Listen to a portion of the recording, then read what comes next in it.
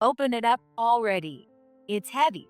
Annie drops the garbage bag with a thud at the entrance, crouching to catch her breath. If it's that hard, you didn't have to bring it here, I say, and Annie glares at me. Throwing out garbage costs money. If I can dispose of it at my mother-in-law's, Cindy, it saves money. If you want me to take it back, hand it over. Here. She thrusts her hand out and wiggles her fingers. I try desperately to lift the garbage bag, but my weak body makes it difficult.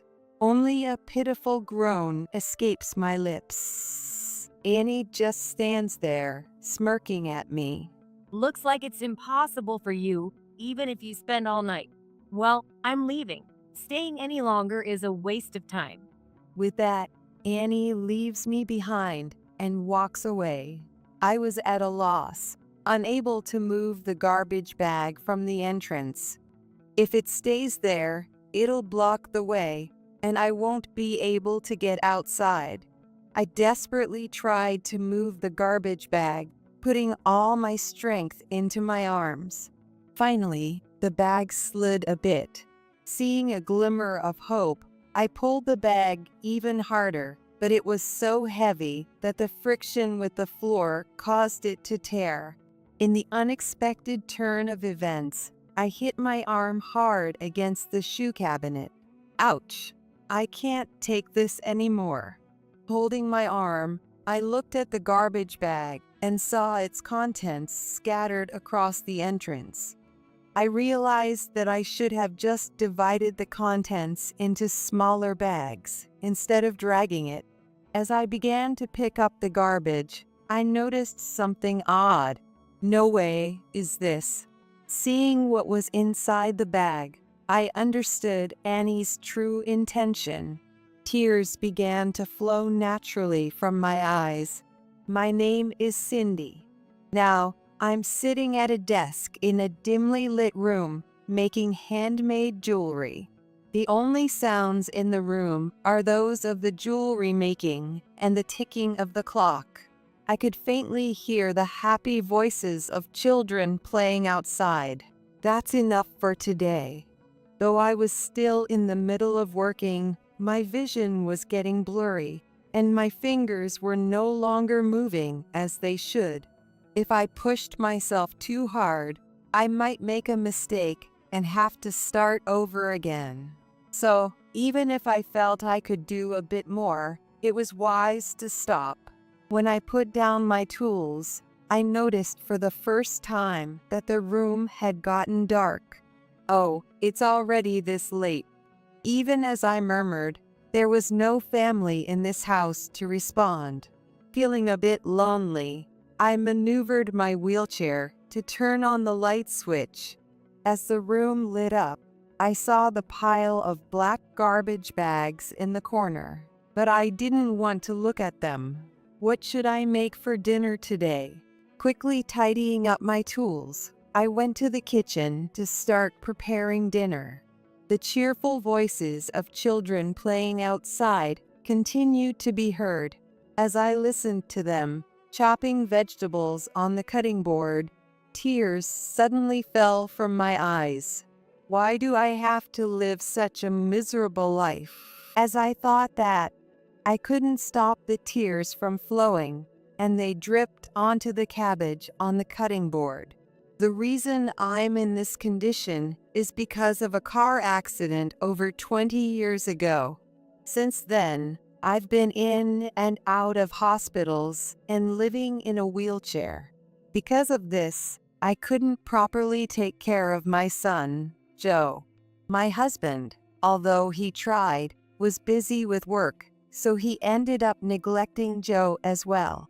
I still can't forget the sight of young Joe looking lonely in the middle of the dark room when my husband and I came home late at night.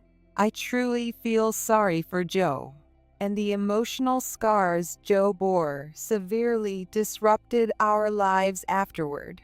He ended up becoming a delinquent. He wouldn't listen to either of us, constantly getting into fights with his classmates and being called to school. Even so, I tried to stay positive, thinking that someday I could reconcile with Joe. So, to supplement my husband's income, I also did side jobs making accessories. However, Joe didn't reform. Instead, he demanded money and became violent with me. My husband collapsed, likely due to the stress from work and home life. Worrying about Joe until the end, he passed away. Joe, perhaps feeling some responsibility, got married to a woman named Annie and quickly moved out. I was left with an unnecessarily large house and my jewelry making. I sold my jewelry at flea markets, so I had some interaction with neighbors. Talking with people only happened during those times. As I reminisced and shed tears, the doorbell rang. Someone coming at this hour had to be her. I quickly wiped my tears and hurried to the door as fast as I could. However, the person on the other side of the door couldn't wait and started banging on the door. Just a moment, I'm opening it now. As soon as I unlocked the door, my daughter-in-law, Annie, burst in with a hostile demeanor. She was wearing a suit, likely coming straight from work, and holding a black garbage bag for some reason. It was tightly packed and firmly tied. Why didn't you open the door sooner? You're really slow. As soon as she entered, Annie, her face red, hurled insults at me. I'm not just sitting around doing nothing, I still have to check on you, so I came. I'm sorry, but it's hard to move quickly in a wheelchair. Stop making excuses. You should get more exercise. Here, take this garbage out. It'll be good exercise for you. With that, she tried to throw the garbage bag into the room. Stop it. It's really hard for me with these legs. If this keeps up, I'll be buried in garbage. I desperately stretched out my hands to stop her from throwing the bag, but my efforts were in vain, and the bag slipped from her hands, landing with a thud on the floor. Why does she have to be so cruel? Unbidden tears I thought I had wiped away streamed down again, but I didn't want Annie to see them, so I looked down. Annie crouched and whispered, "Crying won't get you any help. You're not a child, so get it together." Frustrated, I gritted my teeth, but in my weakened state, I couldn't resist. Annie knew that. She patted my shoulder, smiling mockingly. You're too slow to do any hosting anyway. This is boring, I'm leaving. She opened the door to leave, but suddenly turned back, looking at me seriously. I'll come again. The garbage isn't sorted, so you need to do it. Otherwise, you'll get in trouble. Understand? I was too angry to respond. As soon as the door closed, I hurriedly locked it. Annie has been coming to the house every day since my husband died. It's not out of kindness to check on me. She comes and insults me, and lately she's taken to throwing garbage at me. I didn't know what was inside, but it was so heavy that I couldn't muster the energy to take it outside. I picked up the garbage thrown on the floor and piled it in the corner of the room. I felt like I didn't care about anything anymore. If I had to spend my remaining years in loneliness, I might as well let the garbage bury me and leave this world. After I'm gone, the neighbors would be shocked to see this mess. Then, the truth about Annie's actions would come to light. That was my only form of resistance, and in a way, I was looking forward to it. Why did he marry a woman like her? Even so, I couldn't contain my frustration, so I decided to call Joe. I hoped he could warn Annie. Fortunately, Joe answered the phone right away. What's up? Are you feeling sick? No, it's not that. Annie has been doing terrible things to me again. I told him everything that had happened so far, but Joe didn't listen to the end. Before I could finish, he interrupted harshly. "You're just complaining about Annie, right? You should have said that from the start, instead of rambling on. Why are you saying such awful things? I'm suffering too, you know." Your suffering doesn't matter to me. Annie takes good care of me. You must have done something to upset her. I didn't do anything. Don't make assumptions. I knew I sounded tearful, but I couldn't help it. I had no one else to rely on, and I wanted Joe to be on my side. But because of our past, Joe didn't see me as his mother anymore. He probably thought it was too late for me to come crying to him. Still, it was unfair that he wouldn't listen to me despite the truth of Annie's actions. I'm busy. You must have nothing to do, which is why you're picking on Annie. Before you complain to me, reflect on your behavior. That's terrible. Just terrible. What's so terrible?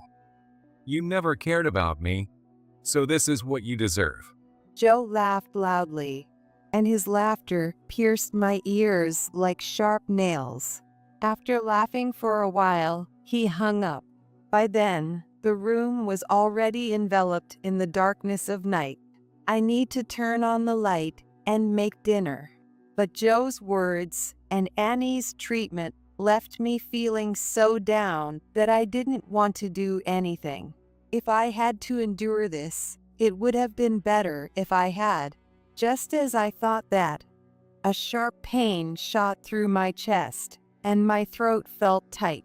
I need to stop thinking such foolish thoughts. I maneuvered my wheelchair to turn on the light, then plated the cabbage I had chopped earlier and microwaved some frozen fried chicken to place next to it. Even with a disabled body and harsh words thrown at me, I had to live on. A few days passed. As usual, Annie came at her set time, threw insults, and tossed garbage bags into my room. I had been quietly piling the garbage in the corner of the room, but it seemed that the time had come. Some of it had collapsed and was starting to take over the room. I had stubbornly refused to throw out the garbage until now, but now that the room was starting to fill up, disgust won out. Besides, it seemed the neighbors had noticed Annie's behavior. When I was outside, a neighbor approached me and gently patted my back. "I know you're always being treated terribly. I didn't want to meddle, but if you need anything, just let me know." "Thank you. I might take you up on that if something comes up." That brief conversation with the neighbor made me happier than anything else. I had thought I had no one on my side. With a bit of newfound confidence, I decided to tell Annie to take the garbage back. Around 6 p.m., Annie arrived. As usual, she was in a suit, but the garbage bag she carried was larger than usual. She seemed to have had trouble bringing it. Her face was red, and she was breathing heavily. Open up already. It's heavy. Annie dropped the garbage bag with a thud at the entrance, crouching to catch her breath. "If it's that hard, you didn't have to bring it here," I said, and Annie glared at me. You don't get it. Throwing out garbage costs money. If I can dispose of it at your place, it saves money. "My house isn't a dump. Take it back." I tried to lift the garbage bag from the floor, but it was too heavy to move. "What's inside?" "I can't budge it at all." I tried to pull it, but my weak body couldn't manage. If you want me to take it back so badly, give it to me. Here. Annie thrust her hand out and wiggled her fingers. I desperately tried to lift the garbage bag, but my weak body couldn't manage. Only a pitiful groan escaped my lips. Annie just stood there, smirking at me. Looks like it's impossible for you, even if you spend all night. Well, I'm leaving. Staying any longer is a waste of time. With that, Annie left me behind and walked away. I was at a loss, unable to move the garbage bag from the entrance. If it stayed there, it would block the way, and I wouldn't be able to get outside. If there was a fire, I wouldn't be able to escape. I desperately tried to move the garbage bag, putting all my strength into my arms. Finally, the bag slid a bit. Seeing a glimmer of hope, I pulled the bag even harder, but it was so heavy that the friction with the floor caused it to tear. In the unexpected turn of events, I hit my arm hard against the shoe cabinet. Ouch! I can't take this anymore. Holding my arm, I looked at the garbage bag and saw its contents scattered across the entrance.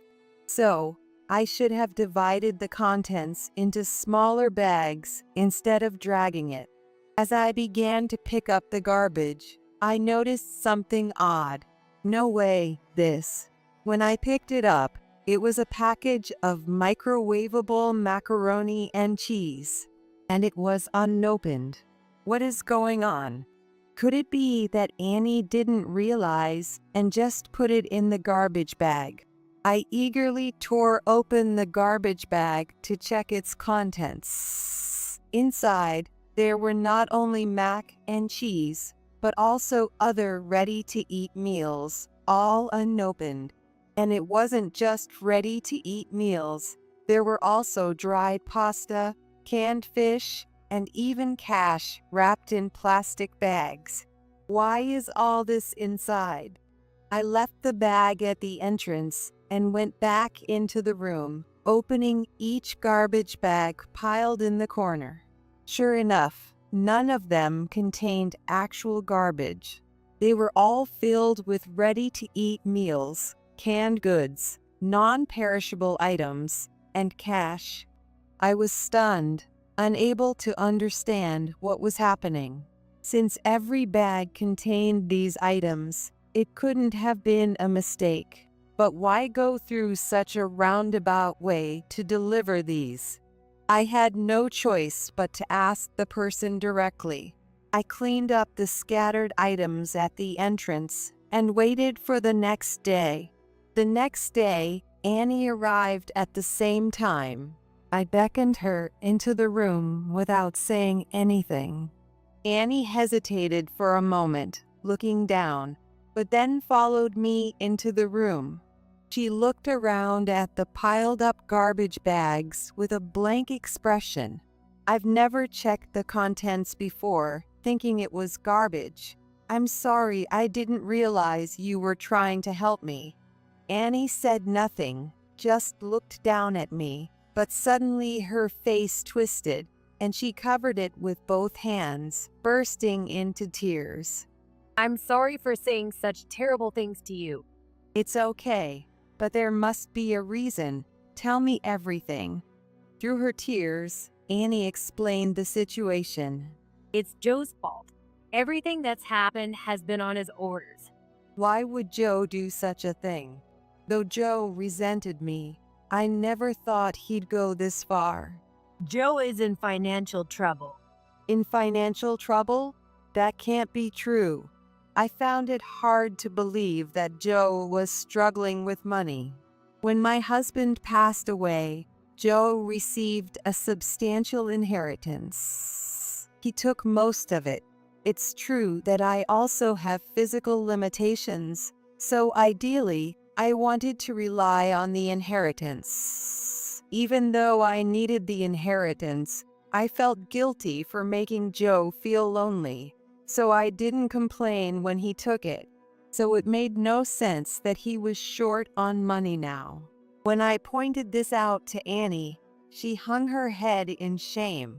It's his business. Joe started a cafe to help revitalize the town.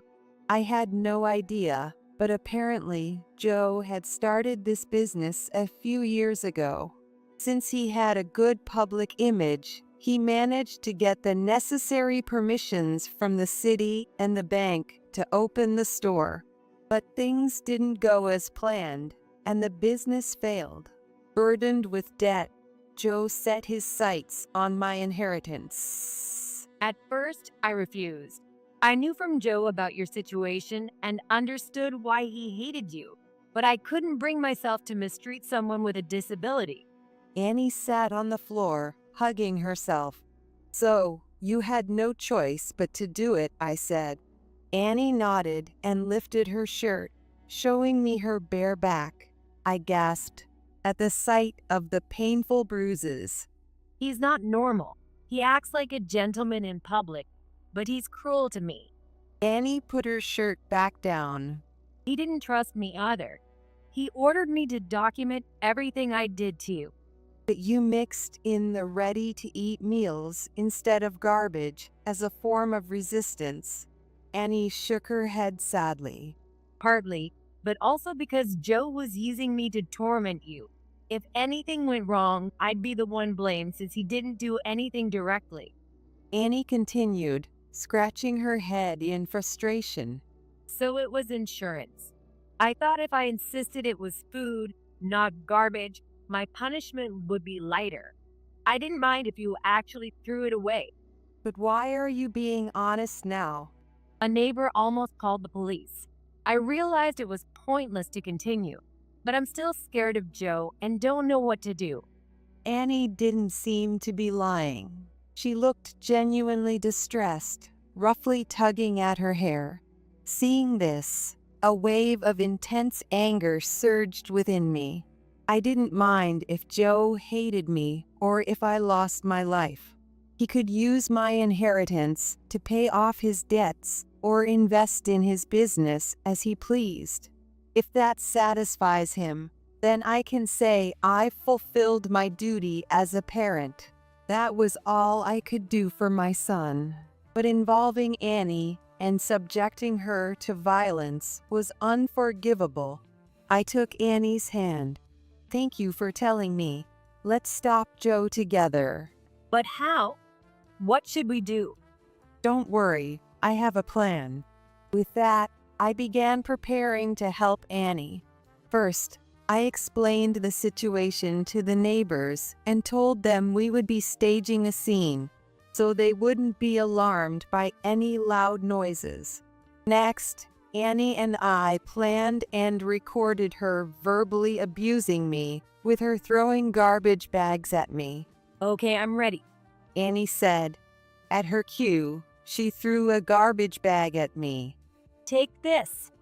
No, stop it. We filmed several variations, changing clothes to ensure Joe wouldn't recognize us. As we continued, it started to become fun, and we ended up with a more realistic video than I had anticipated. That should do it, Annie. If possible, I'd like you to record Joe harassing you as well. Annie, clearly enjoying herself, smiled broadly. Secret recording, right? Leave it to me. I'll do it well. Annie returned to Joe for the time being. Next, I decided to stage a call with Joe. I would call him, sounding as mentally strained and close to the edge as possible. Joe, I can't take it anymore. Help me. Of course, Joe wouldn't genuinely worry. Every time he heard my suffering voice, he'd laugh, thinking, "Suffer all you want." After making a few fake calls, I went for the final act. Joe, I don't want to live anymore. This will be my last call. I'm sorry for everything. Even I thought my performance was convincing. It seemed Joe was completely fooled by my act. He even told Annie, "That old woman will kick the bucket soon. Finally, I'll get my inheritance," with satisfaction. Naturally, Annie recorded all of this. We also successfully filmed him harassing her, securing all the evidence we needed. With that evidence and minimal belongings, Annie fled to my house. She had already explained the situation to her workplace, so Joe visiting her there would be pointless. From my house, Annie contacted a lawyer to expose all of Joe's wrongdoings. A few days after suing Joe, I received a call from him. As soon as I answered, he rapidly asked, "Hey, do you know where Annie went?" "Oh, Joe, I don't want to live anymore." Shut up. I don't care about you. Where's Annie? "I don't know. I haven't seen her."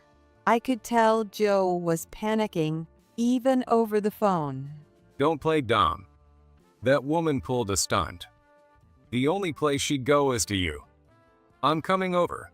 About an hour later, Joe really showed up. Through the intercom, his tone completely changed to a gentle one. Mom, long time no see. Let me in. I brought some sweets. Let's eat together. He showed a bag of sweets to the monitor. A while ago, I might have believed him, but knowing everything from Annie, I could see through his act. "Annie's not here. I'm sorry, but please leave." She's not. Then why won't you open the door? If she's not there, it's fine, right? Joe maintained his gentlemanly tone. "I see, indeed, he seems pleasant on the surface. No, the room is messy, so I can't open it." Then I'll clean it up. So let me in. "No, I'm not opening the door. Go away." Hey, old woman, cut it out. When I firmly refused, Joe showed his true colors. You bastard. You have some nerve defying me in that condition. Get ready. Losing his cool, Joe started kicking the door violently. The sound echoed through the room. Open up. Open this door, damn you. The door was sturdy metal, so I didn't think it would break, but Joe's crazed intensity scared me. I'm scared. What if he breaks the door? Annie, who had her hand on my shoulder, was trembling slightly. "Annie, call the police." Got it. While Annie called the police, I tried talking to Joe. "Joe, stop this. It's pointless." But my words didn't reach him anymore. After a while, I heard muffled shouting outside, and the kicking stopped. Looking through the monitor, I saw the neighbors had restrained Joe. Held by the men, Joe couldn't resist. Let go. Let me go. But the police soon arrived and arrested Joe. After confirming this, Annie and I went outside to face Joe. Hey, Mom. Tell them to let me go. "Sorry, but everyone knows your true nature now. Give it up." Don't be ridiculous. It's your fault. You ruined my life. Joe was taken away without apologizing to Annie. The neighbors also offered me words of comfort. Thank you, Cindy. Annie gently held my hand as she said this. Joe faced the consequences of his actions. Someone had filmed the incident and posted it online. The footage of Joe kicking the door and shouting obscenities quickly spread on social media, revealing his true nature. His past wrongdoings, hidden threats, and fraudulent activities were all exposed. He lost all community trust, his business collapsed, and he had to pay huge compensation and repay his debts. On top of that, Annie filed for divorce, armed with the evidence she had collected, and Joe had to pay a large settlement. Joe, who lost everything, contacted me 3 days ago, saying he wanted to come to my house. In the meantime, I devised a plan to help Joe turn his life around. Please, Mom, help me. Joe, who came to my house, repeatedly apologized in front of me while rubbing his forehead on the floor. I'm truly sorry. You're the only one I can rely on. Please do something. I'm sorry, Joe. As a mother, I want to help you, but I'm in this condition and don't have enough savings. So, I talked to your uncle. With that, I called out to Joe's uncle, who was waiting in the next room.